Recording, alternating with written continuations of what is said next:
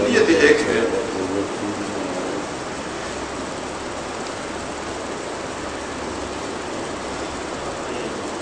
یتشابہت قلوبہم قد بینا الآیات، یقیناً ہم نے بیان کیے آیات نشانیاں لقوم یوقنون، اس قوم کے لیے جو یقین رکھتی ہے. انا ارسلناک بالحق، یہ تسلی ہے اللہ کے رسول صلی اللہ علیہ وسلم کے لیے. بے شک ہم نے بھیجا تمہیں حق کے ساتھ، بشیرن خوشخبری دینے والا اس جو قبول کرے، ونذیرن اور ڈرانے والا جو قبول نہ کرے. ولا تسأل عن اصحاب الجحیم، جہنمیوں کے بارے میں تم سے سوال نہیں ہوگا کیوں جہنم میں گئے ہیں. اگر آپ نے اپنا کام کر دیا ہے تو آپ اپنا کام کرے، جہنمیوں کے بارے میں تم سے نہیں پوچھا جائے گا. آگے فرمایا وہ بات جو ہم پہلے بتا رہے تھے یہودیوں کے بارے میں اور نصارہ کے بارے میں. فرمایا وَلَن تَرْضَ عَنْكَ الْيَهُودُ وَلَا النَّصَارَى، ہرگز تم سے یہودی اور نصرانی راضی نہیں ہوں گے، راضی نہیں ہوں گے. دیکھیے بات ہمارے رب کی بات ہے، کسی اور کی بات نہیں. حتیٰ تتبع ملت، ایک شرط پر راضی ہوں گے، ایک شرط پر، حتیٰ تتبع ملتہم، اس وقت تک جب تک تو ان کی ملت اور ان کی دین کی تابعداری نہ کرے. تو جب تو ان کی دین میں شامل ہو جائے گا تب راضی ہو جائیں گے. پھر بھی اب تو پتہ ہے پھر بھی کیا کرتے یہودی، وہ کہتے ہیں یہ ایک نمبر ہے، ایک نمبر یہودی، اور یہ دو نمبر یہودی. جو اصل یہودی ہے اس کو ایک نمبر یہودی کہتے ہیں، اور جو کوئی یہودی بنا ہے وہ کہتے دو نمبر یہودی ہے. اور کچھ ان میں ہوتے ہیں وہ زیادہ وہ ایک کیٹیگری رکھتے ہیں. اب یہ عرب ممالک میں بھی یہ بڑی مصیبت ہے. آپ عرب ممالک میں جائیں گے نا تو جو رائل فیملی ہے، شیخ زاید کی فیملی ہے، جو یہاں اس صحرا میں اونٹ چرا چکے ہیں، اسی صحرا میں اونٹ چرا چکے تھے، خیمہ لگایا تھا. اس کے بعد یہ شہر پر یہ ایک نمبر مواطن ہے، مواطن رقم واحد. اور دوسرا جو اس کے بعد آ کر کوئی آبادی ایک دفعہ ہو گئی تھی، اس کے بعد آ کر کوئی قیام پذیر ہوا ہے، مواطن رقم اثنین، یہ دو نمبر. اور یہ اب یہ بھی جو لوگ یہ ایران کے بلوچی اور پاکستان کی بلوچی، زیادہ نہیں یہ بلوچ لیکن ان کے ساتھ کوئی خاص رابطہ ہے، ایرانی جو ایران سے آئے ہیں یا ترکی یا جو بھی پسند ایرانی بلوچی یہ لوگ ہیں، یہ جب آتے ہیں تو یہ انہوں نے شریعت لی ہے اور ان مواطنین سے اچھے مواطن بنے ہیں. اب کوئی نہیں پہچانتا، لیکن ابھی تک مشہور ہے مواطن رقم ثلاثہ، یہ تین نمبر مواطن ہے یہ. اور دونوں باقاعدہ ان کیٹیگریز کا بڑا فرق ہے، طبقاتی فرق ہے.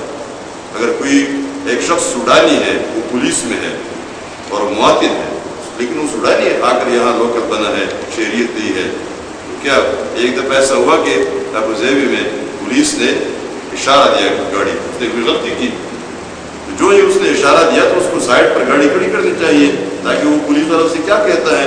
تو اس نے اسی جگہ گاڑی روک دی اور نیچے اترا اور اس پولیس والے سے کہا انت سودانی وانا مواطن رقم واحد، کہ تم سوڈانی ہو اور میں رقم واحد ایک نمبر مواطن ہوں، تمہیں کیا حق ہے کہ مجھے روکتے ہو؟ مجھے نہیں روک سکتے. وہ پولیس والا کھڑا رہا اور وہ مواطن رقم واحد اپنی گاڑی میں پھر اسی طرح بیٹھ گیا اور ایسے اور چلا گیا. اس سے یہ ہے وہ فرق جو ہمارے اندر بھی آ گیا ہے. یہ اب بھی ہے. ابھی اگر آپ میں سے کوئی اگر باہر رہا ہے تو اس نے یہ مواطن رقم واحد، رقم اثنین، رقم ثلاثہ یہ انہوں نے دیکھا ہوگا. آپ یہودی بن بھی جائیں گے تو راضی تو ہو جائیں گے، حتیٰ تتبع ملت، ان کی ملت میں آپ چلے جاتے ہیں، پھر بھی آپ دو نمبر یہودی ہے، آپ ایک نمبر یہودی نہیں بن سکتے. آپ کتنے بھی بڑے کامیاب یہودی بن جائے، کتنے خدمت کرے. ہمارے اس زمانے میں صدام حسین سے زیادہ خدمت تو کسی نے نہیں کی تھی. اس کا جو حشر ہوا اپنا کام کرا کے باقی بات تمہاری چھٹی ہے. ہمارے صاحب کو بھی ہم کہتے ہیں تم صدام حسین سے زیادہ خدمت نہیں کر سکتے. اس نے جو کچھ کیا اپنے ملک کے ساتھ، اپنے قوم کے ساتھ، شاید وہ تم نہیں کر سکتے، تمہاری بس کی بات نہیں ہے. اس کا حشر دیکھو، اس کے ساتھ جو کچھ ہوا تمہارے ساتھ اس سے کچھ مختلف رویہ نہیں ہوگا. وَلَن تَرْضَ عَنْكَ الْيَهُودُ وَلَا النَّصَارَى حَتَّى تَتَّبِعَ مِلَّتَهُمْ. قل ان سے کہہ دو کامیابی کا راستہ کون سا ہے؟ إِنَّ هُدَى اللَّهِ هُوَ الْهُدَى. ہدایت اگر ہے تو اللہ کی ہدایت وہی ہدایت ہے. اللہ کی ہدایت ہی ہدایت ہے اور کوئی ہدایت نہیں. وَلَئِنِ اتَّبَعْتَ أَهْوَاءَهُمْ. اگر تم نے ان کی خواہشات کی تابعداری کی، اگر تم نے ان کی خواہشات کی تابعداری کی، جیسے یہ کہتے ہیں ویسے تم نے وہی کچھ شروع کیا، اور جیسے انہوں نے کہا وہی مانا، اور جو کچھ کہا وہ ماننا شروع کیا، تو کیا ہو جائے گا؟ بعد الذی جاءک من العلم، اس کے بعد کہ تمہارے پاس علم آ گیا ہے، ما لک من اللہ من ولی ولا نصیر، نہیں ہوگا تمہارے لیے اللہ کی طرف سے کوئی مددگار، کوئی ولی، کوئی دوست جو تمہاری حفاظت کرے، ولا نصیر، اور نہ کوئی مددگار۔ ان کی خواہشات کی تابعداری کر کے تم کوئی نفع نہیں کما سکو گے، تم اپنا سب کچھ ختم کر دو گے لیکن نفع نہیں کما سکتے، کبھی نفع نہیں کما سکتے۔ تم اپنے ایک ایک چیز کو کا نام لے کر اس کے بچانے کے لیے کفر کے ساتھ مدد اور کفر کے ساتھ تعاون اور تعلق اور سب کچھ مضبوط کرتے ہو، حتیٰ کہ ان کا ملت بھی اختیار کرتے ہو، ساتھ خنزیر کھانا بھی شروع کر دو، شراب پینا تم ویسے بھی شروع کر چکے ہیں، ہم سارا جو بھی لباس ہے وہ لباس بھی ان کا پہن لو، سب کچھ کر دو، سب کچھ ختم ہو گیا۔ آپ تو کہتے ہیں نا کہ یہ سب کچھ کو بچا رہا ہوں، سب کچھ کو میں بچا رہا ہوں۔ اب وہ ہمارے ہاں پشت میں بہت ساری کہانیاں مشہور ہیں، پتہ نہیں کہانی واقعی کہاں ہوئی، لیکن مشہور کیسے ہوا تھا کہ کسی جگہ کسی وہ ہانڈی میں بیل نے اپنا سر اندر کیا تھا تو وہ پنس کیا تھا اس میں۔ اب کسی حکمت سے اس کو نکالنا چاہیے تو نکال نہیں سکے، تو ایک نے کہا میں نکالتا ہوں، میں نکالتا ہوں، ایک کہا کیا ہوشیار ہے، میں نکالتا ہوں، میں دونوں ٹھیک کرتا ہوں۔ ٹھیک کیسی کیا اس نے؟ سب نے کہا بھائی بیل بھی بچنا چاہیے اور ہانڈی بھی بچنی چاہیے، دونوں چیزیں بچنی چاہیے۔ اب جب دونوں چیزیں وہ بچا رہا تو میں کہا چوری لاؤ، چوری لائے، پھر بیل کی سر کو کاٹا، اب وہ اچھی طرح پنس گیا۔ اس نے کہا اب کیا کرے؟ اس نے کہا یہ ہانڈی کو توڑ دو تاکہ یہ سر نکل آئے۔ یہ جب دونوں کام ہو گئے تو اس نے کہا قیامت تک میں زندہ رہوں گا کہ تمہارے مسئلے حل کرتا رہوں گا، خود بھی کچھ سیکھوں۔ ہمارے صاحب نے کہا ایٹمی مسئلہ، ایٹم بم بچانا ہے، جو ٹھیک ہے ایٹم بم کشمیر بچانا ہے، کشمیر بھی بچانا چاہیے۔ اس لیے ہم کیا کرتے ہیں، امریکہ کو لاجسٹک سپورٹ دے رہے ہیں، یہ لاجسٹک سپورٹ دے دی، کشمیر بھی ہاتھ سے چلا گیا، ایٹم بم بھی ہاتھ سے چلا گیا، سب وہ ڈاکٹر قدیر بھی جیل میں پہنچ گیا، سب کچھ ختم ہو گیا۔ اور کہتے ہیں اچھا ہے کہ میں قوم کے مفاد کے لیے، پاکستان کے مفاد کے لیے میں نے یہ فیصلہ کیا، ورنہ مجھے اقتدار کوئی عزیز نہیں ہے۔ اصل میں کہانیاں تو بہت ساری ہے، آپ نے بندر بانڈ کا سنا ہوگا، بندر بانڈ کا، کہتے ہیں کسی کیک پر جھگڑا ہوا، بندر نے ترازو اٹھایا اور وہ ڈال دیا کہ تولا جائے اچھی طریقے سے، صحیح سے پورا حصہ دیا جائے، تو ایک تراز پکڑنے میں ایک حصہ ڈالا، دوسرے میں دوسرا ڈالا، جو باری ہو گیا اس سے خود کھا لیا، جو باری خود پھر دوسرا باری ہوا تو دوسری سے اٹھا، اس سے اٹھایا، ایک ایک سے کھاتا رہا تو ختم ہو گیا۔ سارا جب ختم ہو گیا تو اس نے کہا دیکھو نا فیصلہ اس طرح ہوتا ہے، اب اگر میں نہ آتا تو ان دونوں کو ایک دوسرے کو مارنا تھا، اس سے ایک دیکھ کے دوسرے کو مارنا تھا۔ ہمارے صاحب نے وہ پورا ملک خود کھا لیا، ان کے وزیروں نے، ان کے افسروں نے پورا ملک خود کھایا، خود کھایا، اور کہتے ہیں ہم نہ ہوتے تو پتہ نہیں کتنا خسارہ ہوتا اس ملک کو، ہم نے تو خسارے سے بچا دیا۔ ساری وہ چیزیں 12 لوگوں کو بیوقوف بنا رہے ہیں۔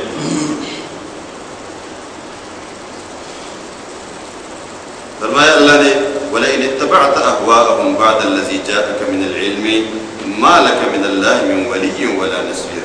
اور یہ ظاہر بات ہے جب اللہ کی طرف سے کوئی مددگار تمہارا نہیں ہوگا، اللہ نے اعلان کیا تمہارا کوئی مددگار نہیں ہوگا، تمہارا کوئی مددگار بھی نہیں ہوگا، تو کوئی دوست بھی تمہارا نہیں ہوگا، تو کون ہے جو مدد کرے؟ کون ہے جو مدد کرے؟ اب تمہارا سب کچھ ختم ہو جائے گا۔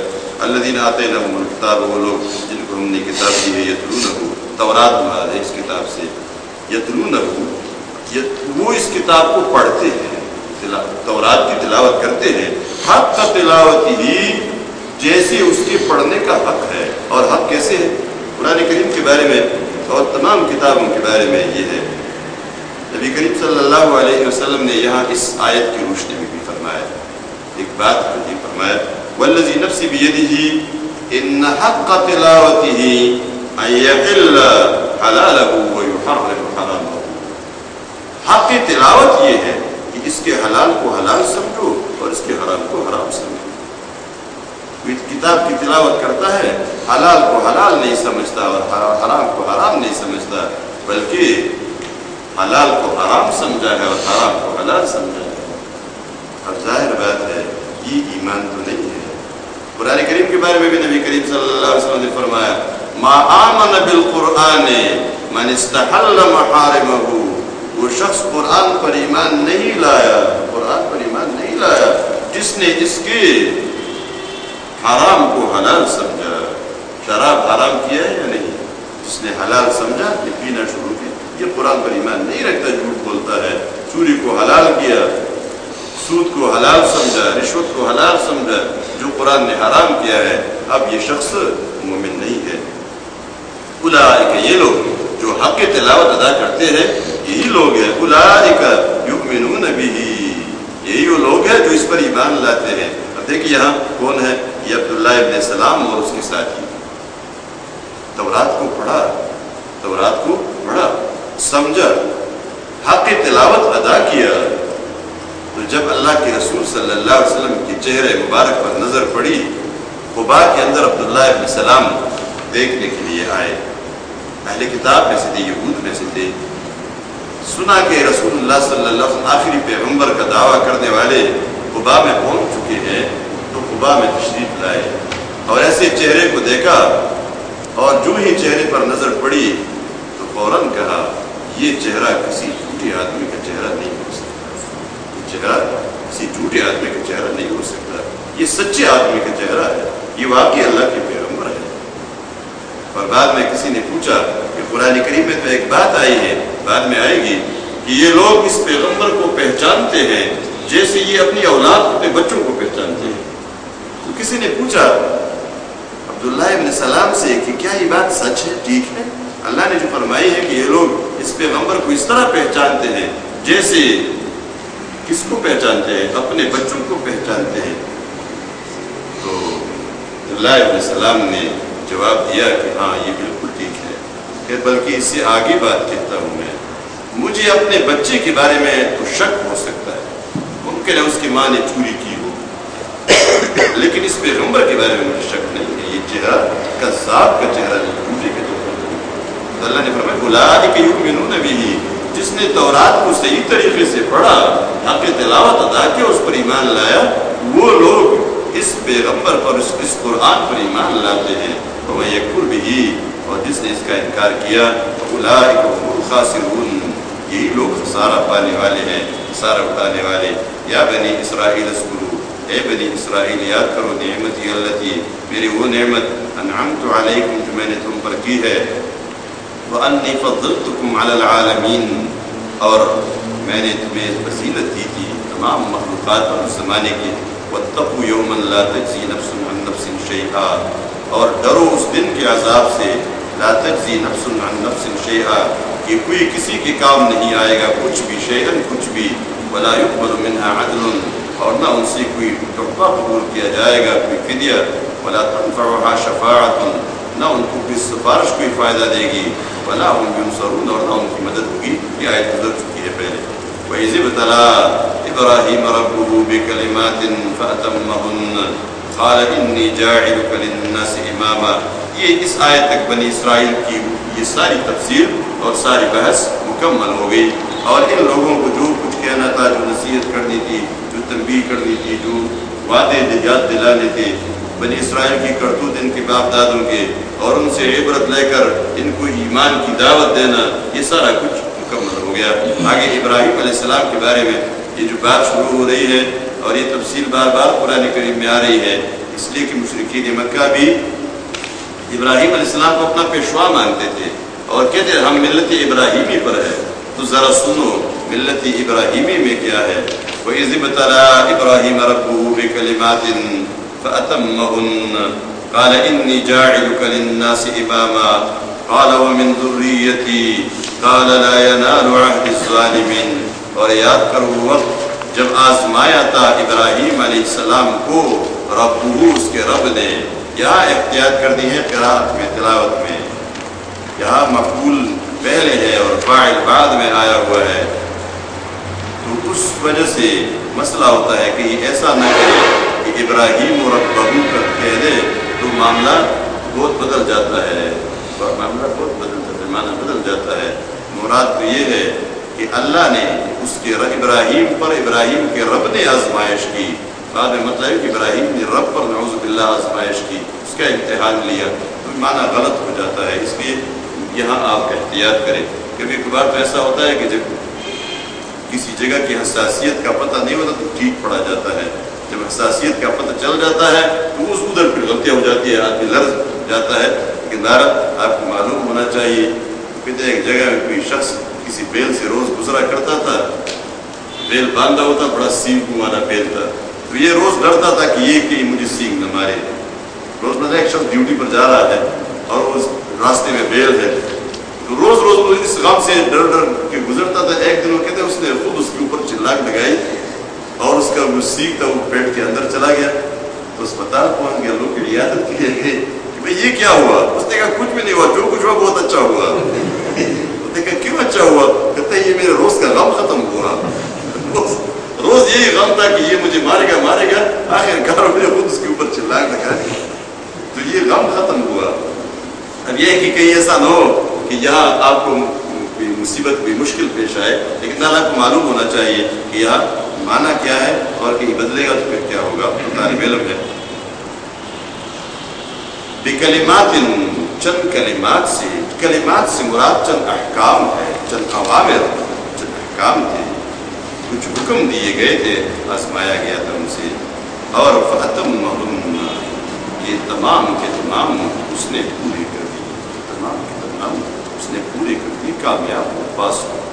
اب اگر دنیا کے نقشے کو اٹھائے، دنیا کے نقشے کو، اور اس میں عراق کو لے کے کہاں پر واقع ہے، اور عراق میں اور نامی شہر بہت چھوٹا سا گاؤں تھا، لیکن ابراہیم علیہ السلام کی وجہ سے بہت زیادہ مشہور ہے اسلامی دنیا میں، بڑے وضاحت کا لکھت یہ اور جگہ ہے۔ ابراہیم علیہ السلام وہاں پیدا ہوئے اور وہاں سے اپنے سفر کا آغاز کیا، اللہ کی دین کو پھیلانے کا کام، اللہ کی دین کی تبلیغ کا کام، اور یہ نہ گاڑی کی نہ جہاز کی، لیکن وہاں سے روانہ ہو کے کہاں آگے پتہ ہے فلسطین پہنچے، فلسطین میں اپنا مرکز قائم کیا، ذمہ دار بنائے، اس کے بعد شام پہنچے، وہاں مرکز بنایا، وہاں سے چل کے مکہ پہنچے، وہاں مرکز بنایا، اور ان تمام مراکز کا پھر بار بار دورہ بھی کر چکے۔ دین کی دعوت لے کر، اللہ کی دین کی دعوت لے کر ابراہیم علیہ السلام کی قربانی، ابراہیم علیہ السلام کا سفر، آپ کے ساتھ آپ کی دونوں بیوی حضرت سارہ بھی اس سفر میں شریک ہے۔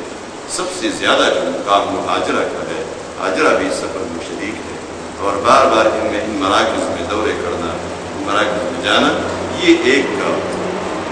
لیکن اس کے لیے جو مشکلات اور تکلیفیں اٹھائی، سب سے پہلے بادشاہ کے دربار میں کھڑے ہو کر بتوں کے خلاف ڈٹ کر بات کرنا، تنہا اس کے مقابلے میں کھڑا ہونا۔ لوگ کہتے ہیں نا، ہمارے علاقے میں کہا جاتا ہے جو قوم کے ساتھ ڈوبا ہوا آدمی اچھا ہوتا ہے، قوم کے بغیر زندہ اچھا نہیں ہے۔ ہمارے یہاں ہر جگہ ایک اپنا اپنا اصطلاح مشہور ہے اس کے لیے، پیچھے عالم سے کیا لکھا کرنا، ہر جگہ آپ کہتے ہیں بھائی فلاں علاقے میں جا تو میں کیا کروں گا، لوگ اس کو مشورہ دے بھائی دیکھو لوگ جو کچھ کرتے ہیں تم بھی وہی کچھ کرتے رہو۔ یہ بڑا حماقت والا جملہ ہے کہ قوم کے ساتھ غلط اچھے ہو، قوم کے بغیر زندہ اچھے نہیں ہو۔ یہ بڑا عجیب سا جملہ ہے۔ ابراہیم علیہ السلام کے بارے میں کیا خیال ہے، اور تمام پیغمبروں کے بارے میں جو تنہا اٹھ کر انہوں نے پوری قوم کی مخالفت کی، پوری قوم کی مخالفت، اس کے بارے میں کیا خیال ہے۔ ابراہیم علیہ السلام بھی جب تنہا کھڑے ہو گئے، یہ تفصیلات تو قرآن کریم میں خود آ رہی ہیں، لیکن بادشاہ نے فیصلہ کیا تھا آگ میں ڈالو، آگ میں ڈالو۔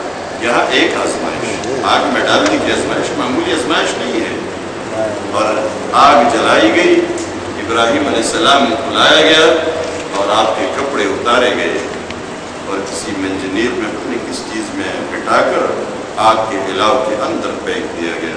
نبی کریم صلی اللہ علیہ وسلم نے فرمایا قیامت کے دن جب سب لوگ ننگے اٹھیں گے، سب لوگ ننگے، خفاتن عوراتن غرلن، ننگے جسم، ننگے پاؤں اور بغیر ختنہ کیے ہوئے سب لوگ حاضر ہوں گے۔ سب سے پہلے جس کو لباس پہنایا جائے گا وہ ابراہیم علیہ السلام، کپڑے اتارے گئے تھے اس راستے میں، اس دین کی وجہ سے آگ میں ڈالے گئے، آگ میں پھینکے گئے۔ ایک اور آزمائش، جبریل پہنچے، اللہ کے حکم سے پہنچے ہیں، کوئی حاجت ہے؟ اب کہنا چاہیے، پتہ ہے نا ابراہیم علیہ السلام کو جبریل خود نہیں آ سکتے، جبریل کو اللہ نے بھیجا ہے، لیکن توحید کا عقیدہ بھی تو عقیدہ ہے، مثالی عقیدہ، مثالی عقیدہ۔ یہ موحد اعظم کیا جواب دیتے ہیں؟ اما الیک فلا، حج تو ہے جبریل، مجھے کوئی حاجت نہیں تمہیں، مجھے کوئی حاجت نہیں۔ کہتا ہے اللہ نے مجھے بھیجا ہے، تجھے کوئی حاجت نہیں۔ کیوں؟ جس کے لیے آیا براہ راست دیکھ رہا ہے، خود دیکھ رہا ہے، جبریل کی ضرورت محسوس نہیں ہوتی۔ فرشتے کو اپنی حاجت پیش نہیں کرتے۔ یہ بارشوں والا فرشتہ پہنچ گیا اور کہا اللہ کے حکم سے حاضر ہوں، جو حکم ہو تو بس تیار ہوں، بارش برساؤں گا، یہ پوری آگ ٹھنڈی ہو جائے گی۔ اما الیک فلا، تم کون ہو؟ مجھے کوئی حاجت نہیں تمہاری۔ یہ ہوا والا فرشتہ پہنچتا ہے، پوری آگ کو اٹھا کر کسی دوسری جگہ پھینکا جائے، حکم ہو تو بتایا جائے۔ اما الیک فلا، تم فرشتہ نہیں، مجھے کوئی حاجت نہیں۔ براہ راست دیکھ رہا ہے، اور براہ راست دیکھنے والا پھر یقیناً دیکھتا ہے۔ ادھر سے آواز دیا، قلنا یا نار کونی بردا وسلاما، ہم نے کہہ دیا، ہم نے حکم دیا، اے آگ ٹھنڈی ہو جائے ابراہیم پر، ٹھنڈی ہو جائے، اور ایسی ٹھنڈی بھی نہیں کہ ٹھنڈ کی وجہ سے تکلیف ہو، سلامتی دینے والی، اور آگ ٹھنڈی ہو۔ آگ کا یہ پلاؤ ٹھنڈا ہوا، اور اس کے بعد دیکھ ابراہیم علیہ السلام صحیح سلامت نکلے۔ لیکن کہانی تو کہانی ہوتی ہے، یہ کہانی نہیں ہے، یہ کوئی افسانہ تو نہیں ہے جو کسی نے بنایا، یہ تو اس زمین نے اور اس آسمان نے دیکھا اللہ کے اس بندے کو آگ میں پھینک کے جانے کا فیصلہ ہوا، آگ جلائی جا رہی تھی، اور جب آگ جلی اس بندے کو پھینکا گیا، اس آگ میں اس بندے کو پھینکا گیا۔ وہاں سے پھر ہجرت کرتے ہیں اور اپنی بیوی بچوں کو لاتے ہیں۔ حضرت ہاجرہ ساتھ ہے، اللہ کا حکم ہے، دونوں بیویوں میں سے ایک بیوی کو لے کے جا رہے ہیں، اللہ کے حکم سے لے کے جا رہے ہیں، کسی اور وجہ سے نہیں۔ ہاجرہ ابراہیم علیہ السلام کی بیوی تھی، حضرت سارہ بھی ابراہیم علیہ السلام کی بیوی تھی، جانتی تھی، اپنے شوہر کو پہچانتی تھی، دونوں شوہر کون ہے۔ اس لیے ہاجرہ نے یہاں اس سفر میں جو کچھ کیا وہ سب سامنے ہے، اور لوگ دیکھ رہے ہوتے ہیں، سن رہے ہوتے ہیں کہ یہ کیا تھا، اس کی تربیت ہوئی۔ ابراہیم علیہ السلام نے اپنے بیویوں کی بھی تربیت کی تھی، جانتی تھی کون، اور اپنے شرفار بچے کو لے کر حضرت اسماعیل علیہ السلام کو جبریل آتے ہیں، بس اللہ کا حکم ہے، چلنا ہے، اس کی چل رہی، اس بیوی کو ساتھ لو، بچے کو ساتھ لو، لے لیا۔ راستے میں بڑی صحرا ہے، لبدب صحرا میں پوچھتے ہیں وہ جگہ یہ تو نہیں ہے، کوئی جگہ ہے، کوئی پانی ہے، کوئی درخت ہے، رہنے کی کوئی تو بند ہے کہ یہاں کوئی رہا جا سکتا ہے، وہ جگہ یہ تو نہیں، نہیں یہ نہیں ہے، آگے ہے، آگے کوئی جگہ ہے، یہ تو نہیں ہے، یہ بھی نہیں ہے، آگے ایک دشت و بیابان میں پہنچے۔ مکہ کی جو یہ گھاٹی ہے نا، آج آپ جائیں گے نا جب بھی مکہ میں، اور آپ کسی پہاڑ پر ذرا اوپر چڑھے اور دیکھیں یہ آبادیوں کو درمیان سے نکالے کہ کوئی آبادی نہیں ہے، اور پھر ان پہاڑوں کو دیکھیں اور اس لبدب صحرا کو دیکھیں، ایک درخت بھی نہیں ہے، کوئی درخت نظر نہیں آئے گا۔ ابھی انہوں نے کوئی درخت لگائے ہیں جو پانی سے زندہ ہے، ورنہ کچھ بھی نہیں، اور اس میں رات کی آتی ہے، کالے کالے پہاڑ جہاں کوئی درندہ آ سکتا ہے، باقی کچھ بھی نظر نہیں آتا، کوئی راستہ ہے۔ اس مقام پر پہنچے تو حکم یہ وہ جگہ ہے، یہ وہ جگہ، یہاں اتر گئے، اپنے لیے کوئی جگہ بنائی، بیوی کے لیے، شیرخوار بچہ ہے دودھ پینے والا، اس کے لیے۔ اچانک جبریل آتے ہیں اور کہتے ہیں بس چلو آ جاؤ۔ یہاں دیکھیں نا، توحید کا عقیدہ، اللہ پر ایمان، مثالی ایمان، اب کہتے آ جاؤ چلو، پوچھتے نہیں ہیں کہ بیوی اور بچے کو ساتھ لے لوں، وہاں سے آ رہا تھا تو کہا تھا ساتھ لے لو، اب دوبارہ سوال کیا جا سکتا ہے نہیں ہے، لیکن یہ بندہ پوچھتا نہیں ہے. جبریل سے بھی نہیں پوچھا، اس لیے کہ اگر حکم ہوتا بیوی بچے کو ساتھ لے جانے کا تو جبریل بتاتا. اب جب جبریل بتاتا ہے آپ چلیں میرے ساتھ، اس کا مطلب یہ ہے کہ اللہ کا حکم نہیں پوچھنے کی ضرورت ہی نہیں ہے. اور جب اس طرح ہاجرہ نے دیکھا کہ لگتا ہے آدمی تو جانے والا ہے، اس نے پوچھا کہاں جا رہے ہیں. اس سوال کو اگر آپ اپنے بیوی اور بچے کو، شیرخوار بچے کو اور اپنے آپ کے صحرا میں فرض کرے اور وہاں سے آپ اپنے بیوی اور بچے کو ایسی جگہ چھوڑ رہے ہیں، واپس آ رہے ہیں اور پوچھتے بھی نہیں ہیں، اور بیوی بڑی بے قراری سے سوال کر رہی ہوگی کہ آپ ہمیں کہاں چھوڑ کر جا رہے ہیں، کہاں چھوڑ کر جا رہے ہیں، جواب نہیں دیتے. پھر پوچھتی ہے کس کے حوالے کر کے جا رہے ہیں، نہیں جواب، کوئی جواب نہیں، روانہ ہو کے چل رہے ہیں. حاجرہ کو تو معلوم تھا کہ بات کیا ہے، آخر اس نے وہ سوال کیا جو اس نے پہلے کرنا تھا، اس کے بعد وہ سوال کیا. جب ان سوالات کا جواب نہیں ملا تو اس نے وہ اصل سوال کیا، اللہ ہمارا کا لہٰذا، کیا یہ اللہ نے تمہیں حکم دیا ہے؟ اس جواب دیا ابراہیم علیہ السلام نے، ہاں اللہ نے جب یہ حکم دیا. تو دیکھا پھر جاؤ، پھر چلو بڑے آرام سے، اللہ پھر ہمیں ضائع نہیں کرے گا. جب اس نے حکم دیا ہے وہ ضائع نہیں کرے گا. اور اس وقت بھی دل آپ کا دل تھا، دل شوہر کا دل تھا، یہ نہیں تھا یہ بیوی کی محبت دل میں نہیں تھی، نہ بچے کی محبت دل میں نہیں تھی، محبت بڑی تھی. اور جو ہی اس راستے سے تھوڑے سے آگے گئے، پہاڑ درمیان میں ہو گیا اور بیوی اور بچے کو آپ نظر نہیں آ رہے تھے، ادھر کھڑے ہو گئے اور ابراہیم علیہ السلام کی دعا آئے گی. اس وقت جو انہوں نے دعا کی ہے ابراہیم علیہ السلام نے، ربنا انی اسکنت من ذریتی بواد غیر ذی زرع عند بیتک المحرم. یہ دعا کے الفاظ آئیں گے اس قرآن کریم میں. دعا کا ایک ایک لفظ بتا رہا ہے کہ دل محبت سے کس طرح بھرا ہوا ہے.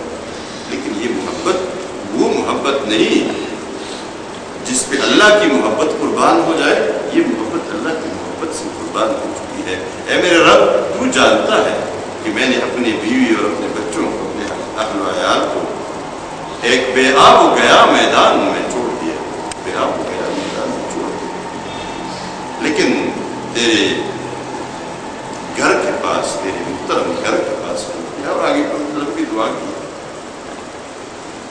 یہاں یہ کوئی معمولی آزمائش تو نہیں ہے، یہ کوئی معمولی آزمائش تو نہیں، معمولی حکم تو نہیں ہے. ہاجرہ اکیلی تنہا رہ گئی ہے اور اس تنہائی کے دوران بچے کے لیے کھانے کا جو سامان تھا وہ ختم ہو گیا، پانی بھی ختم ہو گیا. بچہ ایک ایک بوند پانی کے لیے ترس رہا، پانی کی ایک ایک بوند کے لیے ترس رہا. حاجرہ نے ادھر ادھر دیکھا، پانی نہیں ہے. جلدی دیکھے ایک چوٹی ہے پہاڑ کی، اس پر چڑھتی ہے، صفا پر چڑھی سب سے پہلے. یہ جو آج کل زمزم کا کنواں ہے نا، یہاں سے سیدھے چل کر رسوت کے پاس سے جو جگہ کنواں، سیدھے چل کر صفا پر پہنچی. یہ صفا آج کل قریب ہے، اس لیے کہ وہ پکے مکانات، پکی جگہ بنے ہیں، پکے راستے، کافی دور کا راستہ دوستوں. آج کل لاکھوں افراد درمیان میں آ سکتے ہیں، تو مطلب بہت دور جگہ تھی. صفا پر چڑھی، ادھر ادھر دیکھا، پانی نظر نہیں آیا. دیکھا دوسری چوٹی ایک ہے مروہ، اس کی طرف دوڑا جائے. جلدی جلدی اس طرف چلی، لیکن بچے کو بھی دیکھ رہی تھی، بچے کو بھی دیکھ رہی تھی. اور جب ایک ایسی جگہ آئی، ایک نشیبی جگہ اترائی جہاں سے بچہ نظر نہیں آ رہا تھا، تو دوڑی وہاں سے. جب تک بچہ نظر نہیں آیا تو دوڑ رہی تھی اور مروہ پر چڑھی. مروہ سے پھر دیکھ پانی نہیں، 7 چکر اس نے لگائے اور مروہ سے پھر 7ویں چکر پہ مروہ سے واپس آئی. یہاں واپس آئی تو دیکھا اسماعیل علیہ السلام کے پاؤں سے اللہ نے ایک چشمہ نکالا ہے، زمزم کا چشمہ. زمزم بھی اسی نے نام رکھا. نبی کریم صلی اللہ علیہ وسلم نے فرمایا یہ اللہ کی بندی آئی تو جلدی جلدی اس نے وہ ریت جمع کیا تاکہ پانی جمع ہو جائے، کہیں ختم نہ ہو جائے، کہ اللہ رحم فرمائے حاجرہ پر. اگر اس وقت بند نہ باندھتی اس پانی کو تو پتہ نہیں آج یہ پانی سیلاب کی طرف بہ رہا ہوتا، سیلاب کی طرف بہ رہا ہوتا۔ یہ معمولی آزمائش نہیں تھی۔ آپ اندازہ اس سے کر سکتے ہیں کہ اللہ کو یہ دوڑ کتنی پسند آئی، اس کی رضا کے لیے یہ دوڑ لگائی جا رہی ہے۔ شوہر اللہ کی دین کے لیے اللہ کے حکم کے مطابق باہر ہے، ان کو چھوڑ دیا ہے۔ اس دوڑ کو اللہ نے کس نظر سے دیکھا؟ اس دوڑ کو، ہاجرہ کی اس دوڑ کو، صفا سے مروہ تک یہ 7 چکر اللہ کو کس طرح پسند آئے، کتنے پسند آئے آپ خود اندازہ کر لیں۔ رہتی دنیا تک، قیامت تک جتنے لوگ یہاں آئیں گے تو حکم ہوا سب لوگ، مرد عورتیں سب اس صفا پر چڑھو، مروہ تک جاؤ، 7 چکر لگاؤ، میرے اس بندی کی یاد تازہ کرو جو بندی میرے لیے یہاں دوڑی تھی، اور ذرا یاد کرو اللہ کے لیے، اللہ کے دین کے لیے کس طرح قربانی دی جا سکتی ہے، کس طرح قربانی دی گئی ہے۔ یہ ہاجرہ کی دوڑ، اور جہاں دوڑی تھی تم بھی دوڑو، بھی دوڑو، ذرا معلوم کرو، ذرا سوچو اور غور کرو، یہ رسم پوری نہ کرو بلکہ ذرا یاد کرو آزمائش۔ یہ بے شمار آزمائش، لیکن ایک اور آزمائش بھی آئی، قرآن کریم نے یہ سارے بیان کیے ہیں میرے ساتھ، یہ بات آ بھی رہی ہے۔ یہ بچہ بڑا ہو گیا، چل پھرنے لگا، یہ کعبۃ اللہ کے ساتھ ہی یہ سب کچھ اس سلسلے جاری ہے۔ حکم ہوا اس بیٹے کو ذبح کرنے کا، اشارہ ملا، حکم بھی نہیں ہوتا، اشارہ ملا تھا، اور اپنے بیٹے سے کہا۔ اب دیکھیں یہاں ہاجرہ کا کردار کیا ہے، یہ خود بخود آدمی جب معلوم صرف اشارہ کافی ہے۔ یہاں اس بیٹے کے بارے میں جب اشارہ ملا تو بیٹے کو مخاطب کیا، یا بنی انی ارا فی المنام انی اذبحک فانظر ماذا تری، اے میرے بیٹے، اے میرے پیارے بیٹے، یا بنی، پیارے بیٹے، میں خواب میں دیکھ رہا ہوں کہ تجھے ذبح کر رہا ہوں، تجھے ذبح کرتا ہوں، دیکھ رہا ہوں، تمہاری رائے کیا ہے؟ بیٹے نے کیا کہا؟ یا ابت افعل ما تؤمر ستجدنی ان شاء اللہ من الصابرین، اے میرے باپ کر جو تمہیں حکم دیا گیا ہے۔ پتہ چلا بیٹے کو معلوم ہے نا، باپ کو حکم ہوا ہے اللہ کی طرف سے۔ آپ بتائیے یہ بیٹے کی تربیت کس نے کی ہے؟ باپ نے نہیں کی، ماں نے تربیت کی ہے، ہاجرہ نے تربیت کی ہے۔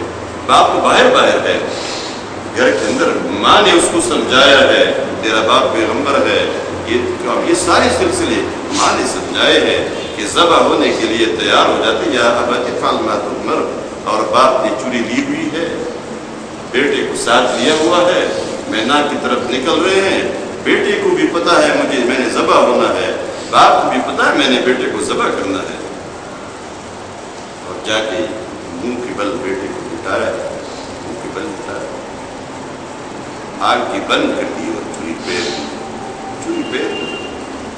لوگوں نے غلط کہانیاں مشہور کی ہے کہ چوری نہیں چل رہی تھی، ذبح نہیں کر رہی تھی گردن کو، ابراہیم علیہ السلام غصہ ہو گئے، غصے میں جب بالکل ذبح نہیں کر رہی تھی تو چوری کو دور پھینکا تو سمندر میں گر گئی، سمندر میں اس پہ مچھلی لگی تو گلے میں ذبح ہو گئی، اور آج تک مچھلی کے گلے میں وہ نشانی موجود ہے، اور اس لیے مچھلی کو ذبح نہیں کیا جاتا۔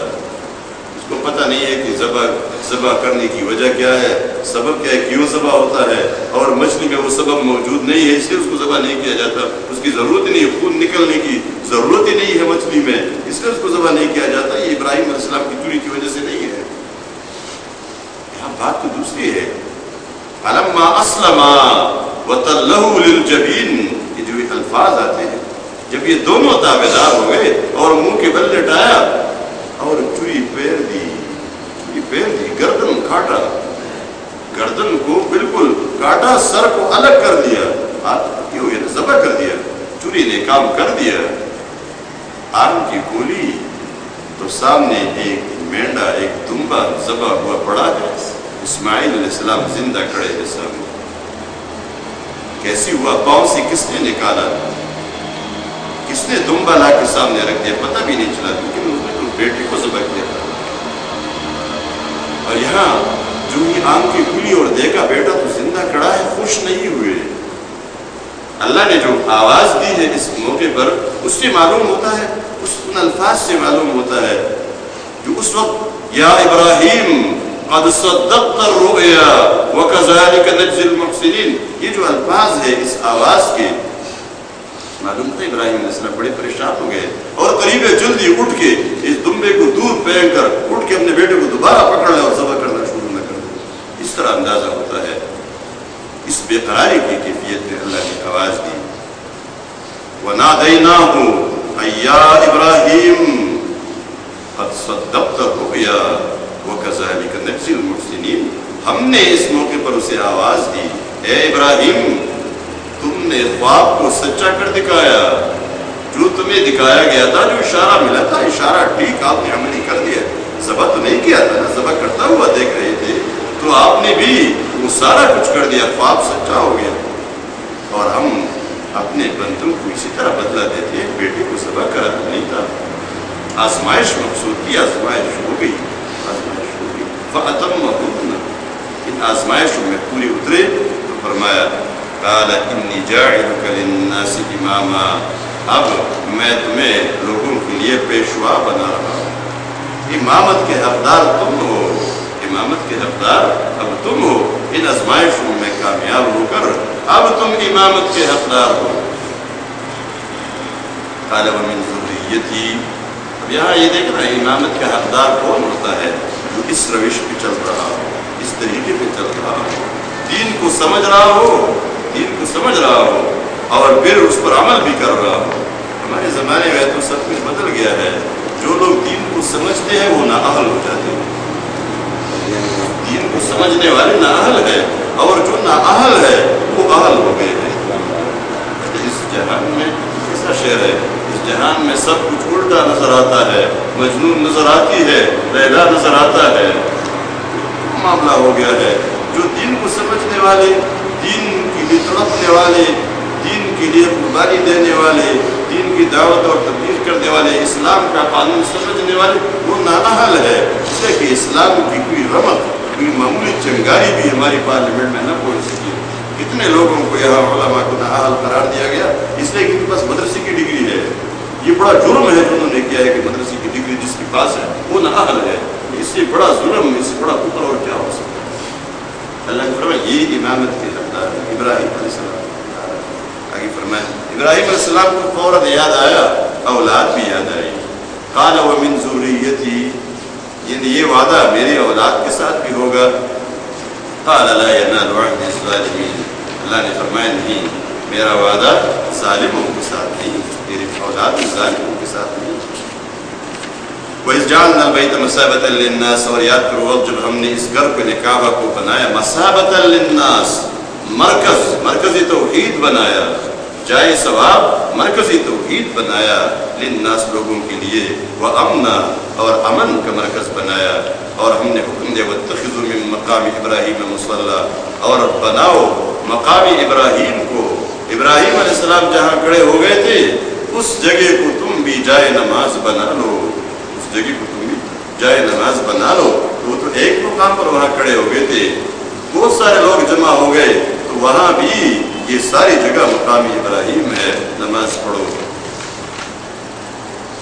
مصلی نماز پڑھنے کی جگہ جائے نماز۔ وعہدنا الی ابراہیم، اور ہم نے حکم دیا تھا، وحی کی تھی ابراہیم علیہ السلام کو اور اسماعیل علیہ السلام کو، ان طہر بیتی، کہ میرے گھر کو پاک کرو، للطائفین طواف کرنے والوں کے لیے، والعاکفین اور اعتکاف کرنے والوں کے لیے، والرکع السجود اور رکوع اور سجدہ کرنے والوں کے لیے۔ وَإِذْ قَالَ إِبْرَاهِيمُ، اور یاد کرو وقت، وہ وقت یاد کرنے کا ہے جب ابراہیم علیہ السلام نے کہا تھا، رب اجعل هذا بلدا آمنا، اے میرے رب اس جگہ کو شہر بنا دے، امن والا شہر بنا دے۔ اب دیکھیے یہاں جو دعا ہے رب اجعل هذا بلدا آمنا، یہاں کوئی شہر تو آباد نہیں ہے، وہ اکیلے دعا کرتے رب اجعل هذا، اے میرے رب اس جگہ کو بنا دے، بلدا آمنا، ایک پرامن شہر۔ اور بعد میں جب یہ شہر بنا ہے، جرہم قبیلہ آ گیا ہے، آباد ہو گیا ہے، ایک دفعہ پھر ابراہیم علیہ السلام دعا کرتے ہیں، دعا رب اجعل هذا البلد آمنا، اے اللہ اے میرے رب اس شہر کو امن والا شہر بنا دے. یہاں دونوں کی بھی دعا ہے. یہاں بلد نکر آ گیا ہے. اس کو شہر بنا دے امن والا. ورزق اہلہ اور اس کے اہل مکی والوں کو رزق دے من الثمرات مختلف قسم کی پھل. من آمن منہم باللہ والیوم الآخر. یہاں پہنچ کر پھر اس بندے کی توحید کا اور اس بندے کی اللہ کی طرف رجوع کا اور بات کو سن کر یاد رکھنے کا کہ اللہ نے جو بات پہلے کہی تھی وہ ابھی تک یاد ہے. حکم ہوا تھا نا, یہ فیصلہ ہوا تھا نا, انی جاعلک للناس اماما, میں تجھے پیشوا بنا رہا ہوں. تو ابراہیم علیہ السلام نے کیا کہا, ومن ذریتی, میری اولاد کے ساتھ بھی یہ وعدہ ہے. اللہ نے کہا نہیں ابراہیم نہیں, لا ینال عہد الظالمین, میرا یہ وعدہ تیرے اولاد کے ظالموں میں سے نہیں, اس کے ساتھ نہیں. یہاں جب دعا کر رہے ہیں کہ ان کو رزق دے, تو فوراً وہ بات یاد آئی کہ اللہ نے تو کہا نا ظالموں کے ساتھ تو نہیں, تو دعا بھی نہیں کرتے ان کے لیے. کہتے ہیں ان کو پل دے. من آمن منہم باللہ, ان لوگوں کو جو ان میں سے ایمان لائے اللہ پر اور آخرت پر. اللہ نے مداخلت کی نہیں, ایسا بھی قال کہا اللہ نے, ومن کفر, جس نے کفر کیا فأمتعہ قلیلا, تو میں فائدہ تھوڑا سا دوں گا, یعنی دنیا کا رزق اسے دوں گا, دنیا اس کو ملے گی. ثم اضطرہ, پھر میں گھسیٹ دوں گا اس کو الی عذاب النار, جہنم کے عذاب کی طرف. وبئس المصیر, اور بہت برا ٹھکانہ ہے یہ جہنم. آگے پھر ابراہیم علیہ السلام بنا رہے ہیں, بنیادیں کھڑی کر رہے ہیں کعبۃ اللہ کی. وَإِذْ يَرْفَعُ إِبْرَاهِيمُ الْقَوَاعِدَ مِنَ الْبَيْتِ, اور وہ وقت یاد کرنے کا ہے جب ابراہیم علیہ السلام اٹھا رہے تھے قواعد, بنیادیں من البیت, بیت اللہ کے. وہ اسماعیل اور اسماعیل علیہ السلام بھی ساتھ تھے اور دعا کر رہے تھے, ربنا, اے ہمارے رب. اب دیکھیں جو بھی نیک عمل ہو, سنت ابراہیمی ہے, جو بھی نیک عمل ہم کریں تو سب سے پہلے اس کی بنیاد رکھتے ہوئے اور اس کی ابتدا کرتے ہوئے یہی دعا, ربنا تقبل منا انک انت السمیع العلیم. اے ہمارے رب ہم سے یہ قبول فرما, ہم سے یہ قبول فرما. اس لیے کہ اگر رب قبول نہ کرے تو تمہاری ساری سعی کا بس, ساری جدوجہد کا بس. آپ کسی مسجد کی بھی بنیاد رکھ رہے ہیں, لیکن اللہ آپ سے قبول نہیں کرتا تو کوئی فائدہ نہیں. آپ کسی کوئی چھوٹا کام کرتے ہیں, بڑا کام کرتے ہیں, اصل چیز کو کہ اللہ اسے قبول کرے. یہ طریقہ ہمیں بتا دیا ابراہیم علیہ السلام نے, اور اللہ تعالیٰ نے بتا دیا ابراہیم علیہ السلام کے واسطے سے کہ جو ہی بنیادیں رکھی تو ہاتھ اٹھ گئے آسمان کی طرف دونوں کے, اور کہتے ہیں ربنا, اے ہمارے رب, تقبل منا, قبول فرما اسے ہم سے, انک انت السمیع العلیم, یقیناً تو سننے والا اور علم رکھنے والا ہے, سننے والا اور علم رکھنے والا ہے. ربنا, اور آگے پھر اپنے لیے دعا, اے ہمارے رب, وجعلنا مسلمین لک, ہم دونوں کو مسلمان بنا دے, تابعدار بنا دے, موحد بنا دے اپنے لیے. ومن ذریتنا, اور ہمارے اولاد میں سے بھی امتا مسلمتا لک, ایک تابعدار جماعت بنا دے. وارنا مناسکنا, اور ہمیں اس گھر کے حج کے مناسک بھی سکھا دے. وتب علینا, اور ہمارا توبہ قبول فرما. انک انت التواب الرحیم, اور تو یقیناً تو ہی توبہ قبول کرنے والا اور مہربان ہے. پھر آگے دوسری دعا, ربنا, یہ ابراہیم علیہ السلام کی وہ دعا اس کے بارے میں نبی کریم صلی اللہ علیہ وسلم نے فرمایا, میں ابراہیم کی دعا ہوں, میں ابراہیم کی دعا. ربنا, اے ہمارے رب, وابعث فیہم رسولا منہم, انہی میں سے ایک رسول بھی, انہی میں سے ایک رسول. دیکھیے ابراہیم علیہ السلام کی دعا میں ایک بڑی حکمت ہے, انہی میں سے ایک رسول بھی. اگر انہی میں سے نہ ہو تو کون ہوگا پھر؟ کوئی فرشتہ آئے گا اور کوئی نورانی مخلوق, جیسے آج کل نور اور بشر کے جھگڑے ہیں. یہ بڑی وضاحت کے ساتھ قرآن نے یہ بات بتائی ہے, لیکن یہاں بھی ابراہیم علیہ السلام کی اس دعا میں منہم, انہی میں سے. کیوں انہی میں سے؟ اگر کوئی نورانی مخلوق پیغمبر بن کر آتا, جیسے کہ بشر نہیں نور ہے, قرآن کریم میں بار بار ہے بشر ہے, انسان ہے. آپ نے خود فرمایا انما انا بشر, میں انسان ہوں, میں بشر ہوں.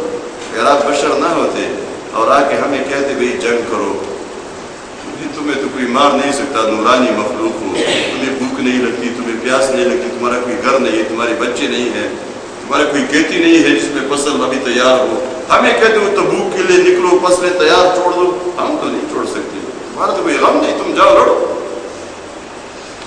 لیکن یہ بشر ہے، اس لیے جب ایک صحابی نے اپنا پیٹ دکھایا، بھوک کی وجہ سے ایک پتھر باندھا ہوا ہے، تو اپنا پیٹ اس پیغمبر نے دکھایا، 2 پتھر باندھے ہوئے تھے۔ بشر ہے، انسان ہے۔ لوگوں نے کہا ہمارے گھر خالی ہے، انہی گھروں میں تو آپ کے اہل و عیال بھی مقیم ہیں۔ یہ سب ابراہیم علیہ السلام نے بھی یہی دعا کی، منہم، انہی میں سے ایک بشر کو، ایک انسان کو پیغمبر بھیج، یتلو علیہم آیاتک، جو انہیں تیری آیات تلاوت کرے، وَيُعَلِّمُهُمُ الْكِتَابَ وَالْحِكْمَةَ، یہ کتاب اور حکمت کی تعلیم دے، وَيُزَكِّيهِمْ، اور انہیں پاک کرے، إِنَّكَ أَنْتَ الْعَزِيزُ الْحَكِيمُ، یقیناً تو عزیز زبردست اور حکمت والا ہے۔ وَمَن يَرْغَبُ عَن مِّلَّةِ إِبْرَاهِيمَ، کون ہے جو نفرت کرے، کون ہے جو پھرے ابراہیم علیہ السلام کی دین سے؟ یہ کہتے تھے نا ہم ابراہیم علیہ السلام کی ملت پر ہے، ابراہیم علیہ السلام کو مانتے تھے، مانتے ہو تو وہ تو یہ ہے، ابراہیم علیہ السلام کی حقیقت تو آپ نے دیکھی، موحد ہے، موحد ہے۔ الا من سفہ نفسہ، مگر وہ شخص پھرے گا جس نے اپنے آپ کو بیوقوف بنا دیا ہو۔ من سفہ نفسہ، من جہل نفسہ، جس نے اپنے آپ کو احمق بنا دیا ہو، خود وہی پھرے گا اور کوئی نہیں پھر سکے گا۔ وَلَقَدِ اصْطَفَيْنَاهُ، یقیناً ہم نے اس کو پسند کیا تھا، منتخب کیا تھا، فی الدنیا، دنیا میں بھی، وَإِنَّهُ فِي الْآخِرَةِ لَمِنَ الصَّالِحِينَ، اور وہ آخرت میں صالحین میں سے ہوں گے۔ اذ قال له ربه اسلم، یاد کرو اب جب اس کے رب نے اسے کہا تھا اسلم، مسلم بن جا، تابعدار بن جا، فرمان بردار بن جا۔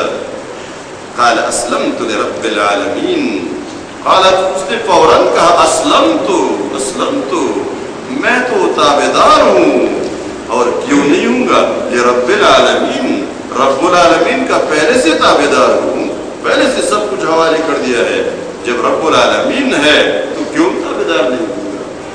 وَوَصَّى بِهَا إِبْرَاهِيمُ بَنِيهِ، انہوں نے کہا تھا ابراہیم علیہ السلام کی ملت پر ہے اور یہ اسی کا طریقہ ہے جس پر ہم جا رہے ہیں۔ اللہ نے فرمایا وَوَصَّى بِهَا إِبْرَاهِيمُ بَنِيهِ، اور وصیت کی تھی، تاکیدی وصیت کہتے ہیں تاکیدی حکم کو، یہ مردے کی بات کو وصیت کہتے ہیں، اس لیے اس میں بڑی تاکید ہوتی ہے۔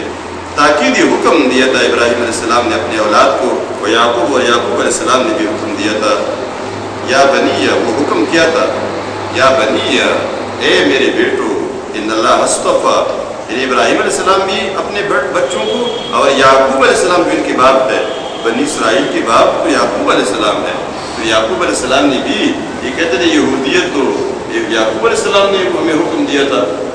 اللہ نے فرمایا یعقوب علیہ السلام نے بھی یہی ہدایت کی تھی، اپنے بچوں سے کہا تھا یا بنی ان اللہ اصطفیٰ لکم الدین، یقین اللہ نے تمہارے لیے دین کو پسند کیا ہے، فلا تموتن، تو بس تمہیں موت نہیں آنی چاہیے، الا وانتم مسلمون، مگر اس حال میں کہ تم مسلمان ہو، تم مسلم ہو۔ ام کنتم شہداء، آیا تم اس وقت حاضر تھے، تم اس وقت موجود تھے، اذ حضر یعقوب الموت، جب یعقوب علیہ السلام کو موت حاضر ہو گیا تھا، موت آئی تھی اس کی، اذ قال لبنیہ، اور موت کے وقت نبی کریم صلی اللہ علیہ وسلم نے اس لیے تو فرمایا کہ وصیت کرو، وصیت کرو، اور ایک وصیت مستحب بھی ہے۔ نبی کریم صلی اللہ علیہ وسلم کو یہاں تک فرمایا تم میں سے کسی شخص پر 3 راتیں ایسے نہیں گزرنی چاہیے مگر یہ کہ اس کی وصیت اس کے سرانے کے نیچے پڑی ہو، اور خصوصاً بڑھاپے کی حالت میں یعقوب علیہ السلام کو جب اندازہ ہو گیا موت قریب ہے تو اپنے بچوں کو جمع کیا، اذ قال لبنیہ، اپنے بچوں سے کہا ما تعبدون من بعدی، تم میرے بعد فرمانبردار، تلک امۃ قد خلت، یہ بتایا گیا یعقوب علیہ السلام نے تو یہ وصیت کی تھی، تو تم کہاں یعقوب علیہ السلام کی اولاد اپنے آپ کو سمجھ رہے ہو اور اس کا دعویٰ کرتے ہو؟ دعویٰ تو نہیں، دعویٰ تو یہ پیغمبر جو کرتا ہے یہ ٹھیک کرتی ہے، یہ ابراہیم علیہ السلام کے طریقے پر ہے۔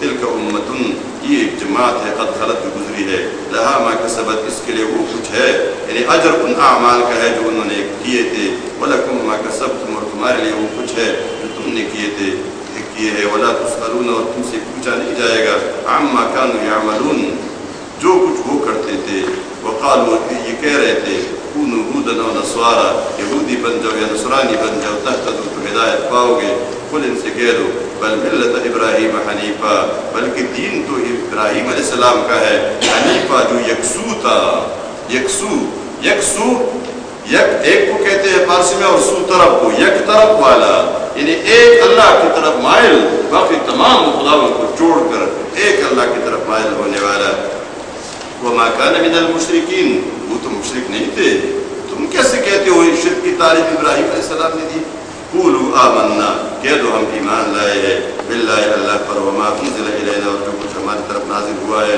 وما انزل الی ابراہیم اور جو کچھ ابراہیم علیہ السلام کی طرف نازل ہوا ہے واسماعیل علیہ السلام کی طرف واسحاق علیہ السلام کی طرف ویعقوب والاسباط اور ان کی اولاد کی طرف سبت کی جمع ہے اسباط نواسی کو کہتے ہیں اور حفید بھی نواسی کو کہتے ہیں ایک ہوتا ہے سبت اسباط نواسی بیٹوں کی اولاد اور بیٹیوں کی اولاد ہم تو دونوں کو نواسے کہتے ہیں پشتوں میں لیکن ایک ہوتا ہے پوتا اور ایک ہوتا ہے نواسا تو پوتا سبت اسباط اور حفید نواسا وما اوتی موسیٰ اور جو دیا گیا تھا موسیٰ علیہ السلام کو عیسیٰ علیہ السلام کو وما اوتی النبیون اور جو دیا گیا تھا دوسرے پیغمبروں کو من ربہم ان کے رب کی طرف سے لا نفرق بین احد منہم ہم ان میں سے کسی کے درمیان فرق نہیں کرتے ونحن له مسلمون اور ہم اسی کی تابعدار ہے اسی اللہ کی تابعدار ہے فإن آمنوا بمثل ما آمنتم اس آیت کی تشریح گزر چکی ہے اگر یہ لوگ ایمان لائے جیسے تم ایمان لائے ہو معیار پر پوری اترے جیسے تم پوری اترے ہو فقد اهتدوا تو یہ ہدایت پا گئی وإن تولوا اور اگر یہ پھر گئے فإنما هم في شقاق تو یقیناً یہ ہٹ درمی میں ہے شقاق مخالفت میں ہے ہٹ درمی میں ہے فسيكفيكهم الله لفظ کا ترجمہ اچھی طرح یاد کر لیں فسيكفيكهم الله فسيكفي تو جلد کافی ہو جائے گا کا تمہارے لیے فسيكفي بہت جلد کافی ہو جائے گا کا تمہارے لیے ہم ان کے مقابلے میں اللہ کافی ہو جائے گا یعنی ان کے مقابلے میں تمہارے لیے اللہ کافی ہو جائے گا ان سے ڈرو نہیں وہو السمیع العلیم اور اللہ سننے والا اور جاننے والا ہے صبغۃ اللہ کا رنگ صبغت رنگ سے مراد یہاں اللہ کا دین ومن احسن من اللہ صبغۃ اور کون ہے اچھا اللہ سے دین میں یعنی دین کی حیثیت سے اللہ کی دین ومن احسن دینا یعنی اللہ سے زیادہ اچھے دین والا کون ہو سکتا ہے اور دین ہے ہی نہیں دین بنانا قانون بنانا کسی اور کا کام ہی نہیں ہے کوئی اور دین تو وہ بنا سکتا ہے قانون وہ ٹھیک بنا سکتا ہے جو گزشتہ زمانے کا بھی علم رکھتا ہو آنے والے کا بھی علم رکھتا ہو موجودہ کا بھی رکھتا ہو تو ٹھیک قانون بنائے گا جو قیامت تک چلے گا اور کون ہے جو اس طرح سمجھتا ہے وَنَحْنُ لَهُ عَابِدُونَ اور ہم اسی کی بندگی کرنے والے ہیں قُلْ ان سے کہہ دو تُحَاجُّونَنَا فِي اللَّهِ آیا تم اللہ کے بارے میں ہم سے جھگڑ رہے ہو اللہ کے دین کے بارے میں وَهُوَ رَبُّنَا وَرَبُّكُمْ اور حال یہ کہ وہ ہمارا رب ہے اور تمہارا بھی رب ہے وَلَنَا أَعْمَالُنَا وَلَكُمْ أَعْمَالُكُمْ اور ہمارے لیے ہمارے اعمال اور تمہارے لیے تمہارے اعمال وَنَحْنُ لَهُ مُخْلِصُونَ اور ہم اسی کے لیے خالص کرنے والے ہیں اپنی پوری عبادت ہم تقولون یا تم کہتے ہو ان ابراہیم علیہ السلام اور اسماعیل علیہ السلام اور اسحاق علیہ السلام اور یعقوب علیہ السلام والاسباط اور ان کی اولاد کانوا ہودن و نصارا یہ یہودی تھے یا نصرانی تھے قل اانتم اعلم ام اللہ ان سے کہہ دو کیا تم اچھی طرح جانتے ہو ام اللہ یا اللہ زیادہ جانتا ہے ومن اسلم اور کون ہے سب سے بڑا ظالم ممن کتم شہادتا اس شخص سے جو گواہی کو چھپائے عندہ جو اس کے پاس ہو من اللہ کی طرف سے کیونکہ یہ گواہی ان کے پاس ہے کہ ابراہیم علیہ السلام یہودی نے کہ یہودیت تو موسیٰ علیہ السلام کے بعد بنی ہے وَمَا اللَّهُ بِغَافِلٍ عَمَّا تَعْمَلُونَ تِلْكَ أُمَّةٌ قَدْ خَلَتْ یہ وہ جماعت یہ انبیاء کی قد خلت گزری ہے لہا ما کسبت ان کے لیے وہ کچھ جو انہوں نے کمایا وَلَكُمْ مَا كَسَبْتُمْ اور تمہارے لیے وہ کچھ جو تم نے کمایا ہو ولا یعنی کمانے کا مطلب تم نے کیا ہو اعمال ولا تسألون عما كانوا يعملون اور تم سے ان کے اعمال کے بارے میں نہیں پوچھا جائے گا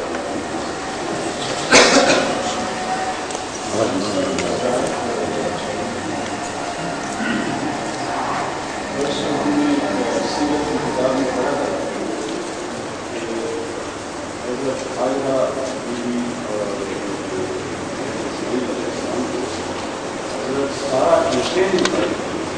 ہاں جی وہ صفحہ نمبر 37 ہے، مجھے معلوم ہے. یہ میں نے کچھ ساتھیوں کو شاید بتایا کہ سوال یہ ہوا.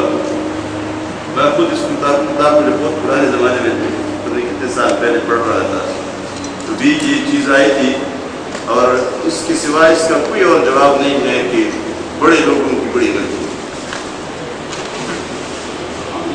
کتابوں میں بہت اصل میں کتابیں کچھ ایسی ہے، تفاسیر، بڑے بڑے تفاسیر، جس میں جو میں کہانیاں بتاتا تھا نا آپ لوگوں کو، یہ کہانیاں تفاسیر کی لکھی ہے.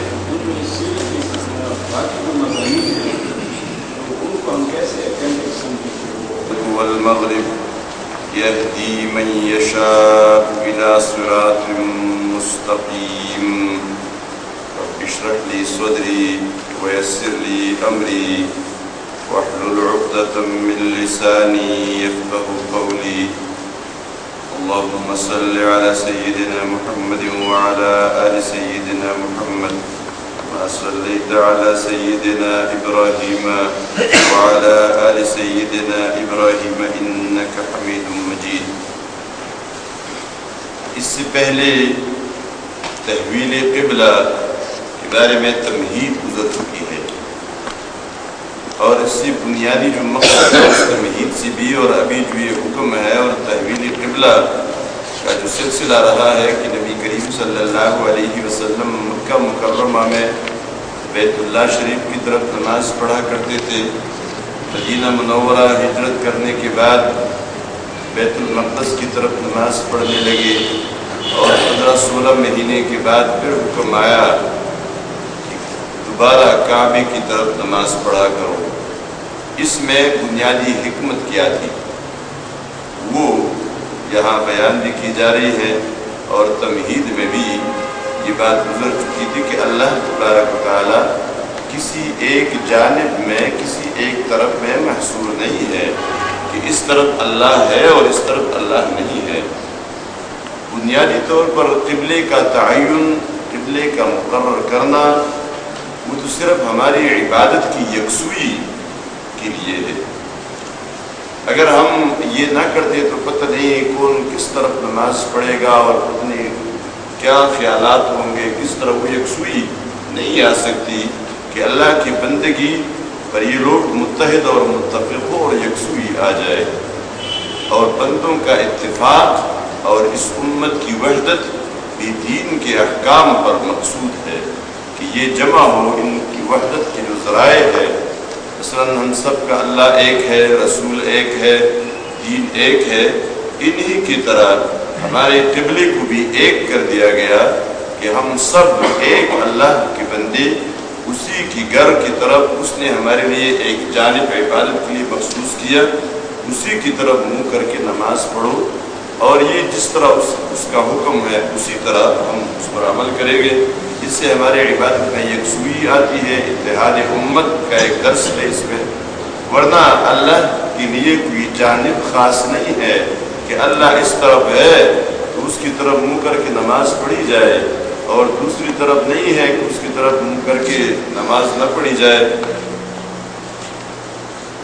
اس کے ساتھ ایک اور حکمت بھی یہ ہے جو یہاں بیان ہو رہا ہے، اور سب سے بنیادی بات بھی ہے کہ ہم سب بندے کس کے ہیں؟ اللہ کے بندے. ہم کسی اور کے بندے نہیں. ہم نہ کعبے کے بندے ہیں، نہ بیت المقدس کے بندے ہیں، نہ پیغمبر کے بندے ہیں. ہم اللہ کے بندے ہیں، اور اللہ کا حکم ماننا ہی ہماری بندگی ہے. اب اس کا حکم ہے کعبے کی طرف نماز پڑھو تو کعبے کی طرف کر گئے. اس کا حکم ہے کعبے کی طرف نہیں، بیت المقدس کی طرف منہ کر کے نماز پڑھو تو بیت المقدس کی طرف نماز پڑھی. اس کا حکم ہے نہیں، اب کعبے کی طرف دوبارہ منہ کر کے نماز پڑھا کرو. اس میں ایک آزمائش تھی، ایک امتحان تھا کہ کون ہے اللہ کا بندہ اور کون ہے کعبے کا بندہ، کون ہے اللہ کا بندہ اور کون ہے بیت المقدس کا بندہ. یعنی اللہ کے لیے بندگی کو خالص کرنے کا حکم ہے، بندگی کو اللہ کے لیے خالص کرنے کا. اپنی انا کی بندگی نہیں، اپنی خواہشات کی بندگی نہیں، اپنی طرف سے بنائے ہوئے مفروضوں کی بندگی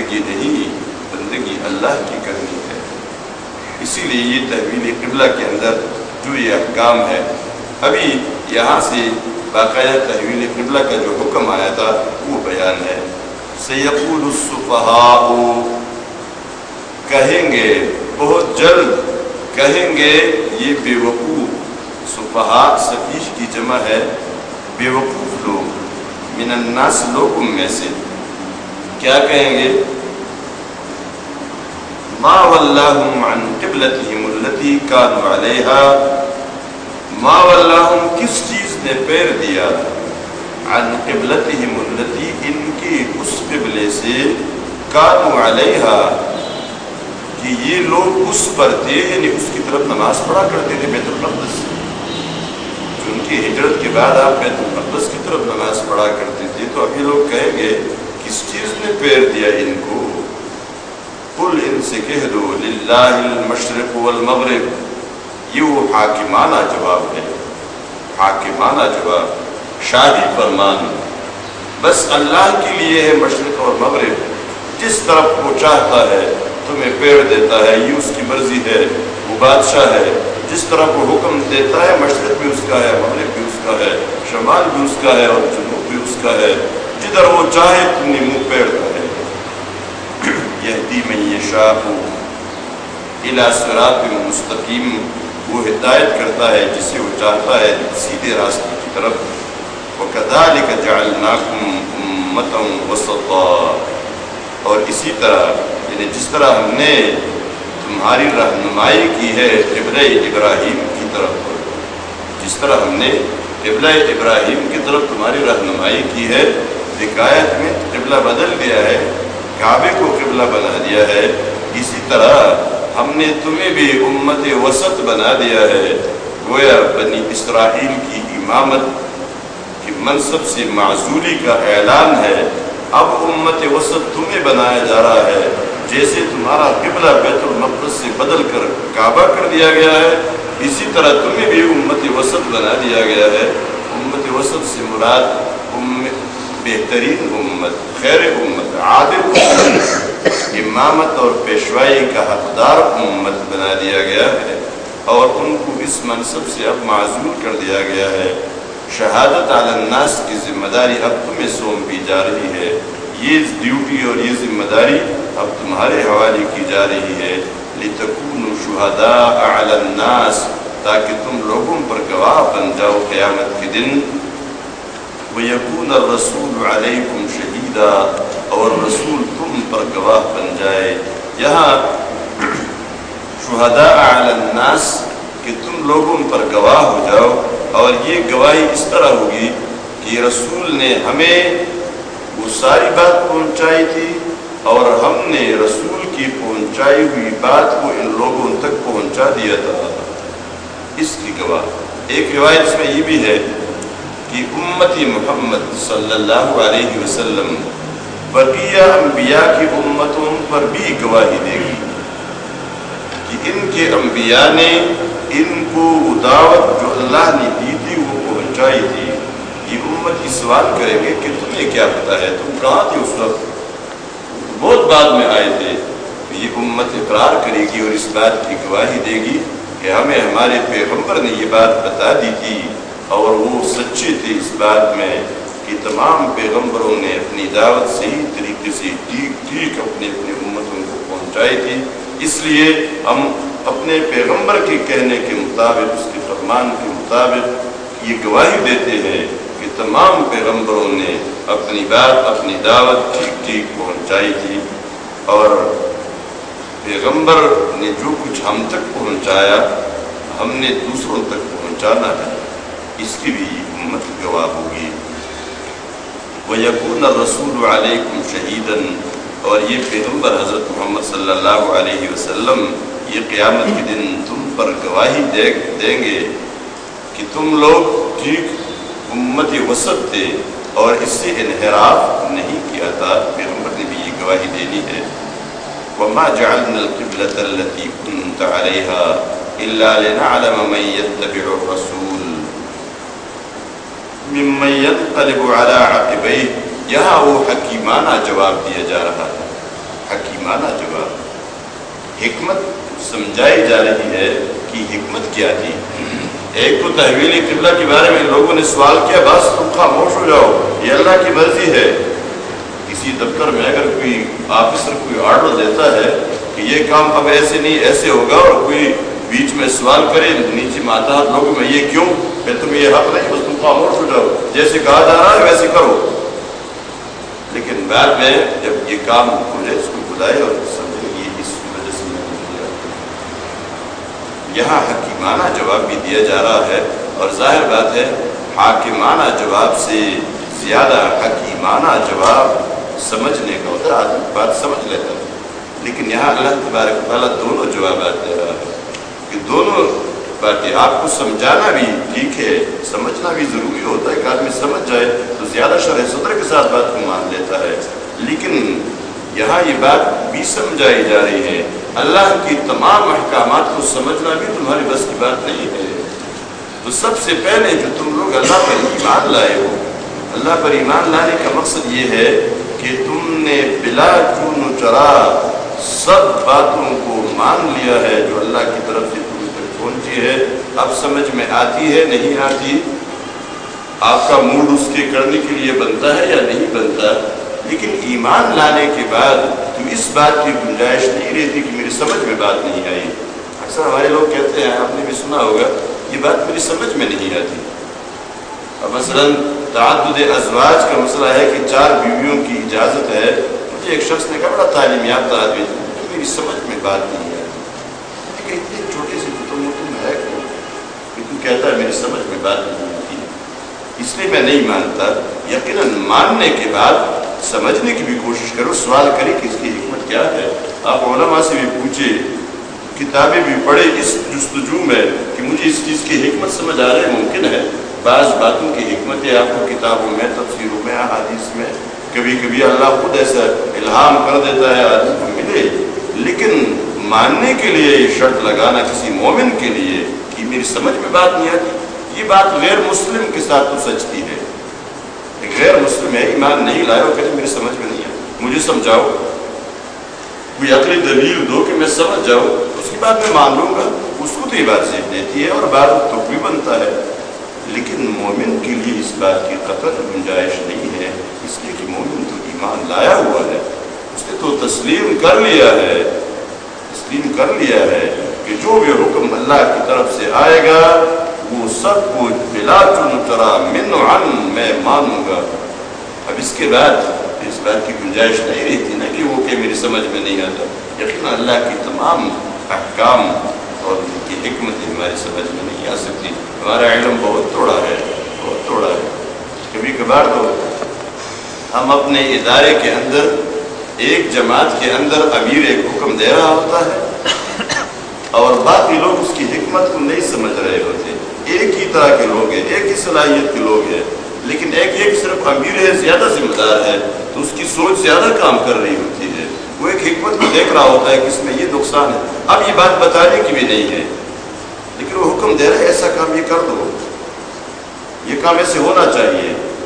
اس وقت بھی ہماری سمجھ میں بات نہیں آتی، بعد میں مہینے کے بعد جب اس کام کے اثرات سامنے آتے ہیں تو سب کو بات سمجھ آتی ہے اور سب ٹھیک کہتے تھے، لیکن اس وقت ندامت کس کو ہوتی ہے؟ جس نے امیر کی بات نہیں مانی، اس وقت شرمندگی، اس امیر کے سامنے شرمندگی، لیکن اس شرمندگی کا کوئی فائدہ نہیں ہوتا، جو نقصان وہ ہونا تھا وہ نقصان تو آپ نے کر دیا ہے۔ اب جب بالکل آپ کے ہاتھ میں وہ سب پورا نقصان آ گیا ہے، اب آپ کہہ رہے ہیں وہ بات تو ٹھیک تھی، بات مجھے بات 20 دفعہ ٹھیک تھی، 100 دفعہ اب ٹھیک تھی ہی نہیں۔ اس وقت وہ امیر صاحب اکثر کہتے ہیں نا کہ نہیں وہ بات بس غلط تھی، اب میں آپ کے ساتھ اتفاق کرتا ہوں کہ وہ میری بات غلط تھی۔ اسی وجہ سے امیر کی اطاعت کے لیے جو معیار، جو حکم دیا گیا نا کہ امیر کی اطاعت کب کرنی ہے اور کب نہیں کرنی، جو اللہ کے رسول صلی اللہ علیہ وسلم نے امیر کی اطاعت کی بات ہمیں بتائی ہے، وہ اسی وجہ سے بتائی ہے کہ بارہا امیر جس طرح سوچ رہا ہوتا ہے وہ نیچے والے اس طرح نہیں سوچتا ہے۔ امیر ایک بڑی ذمہ داری پر ہوتا ہے، اس کا ذہن بہت آگے کام کر رہا ہوتا ہے، سال کے بعد اس کا ذہن کام کر رہا ہوتا ہے، مہینے کے بعد کام کر رہا ہوتا ہے، کل کے لیے آج کام کر رہا ہوتا ہے، اور ایک کارکن کا اور دوسرے معمول کا ذہن تو آج کے لیے کام کر رہا ہے. یہ حکم کیوں دیا جا رہا ہے؟ اس لیے کہ اس کو تکلیف ہو رہی ہے، اس کا وقت لگ رہا ہے، اس میں اس کا پیسہ لگ رہا ہے، اس کا کوئی ذاتی کام اور اس کی ضد پڑ رہی ہے، تو وہ آج شام تک کے لیے سوچ رہا ہوتا ہے. لیکن امیر نے تو مہینے کے بعد، 20 سال کے بعد اور 2 سال کے بعد تک سوچنا ہوتا ہے.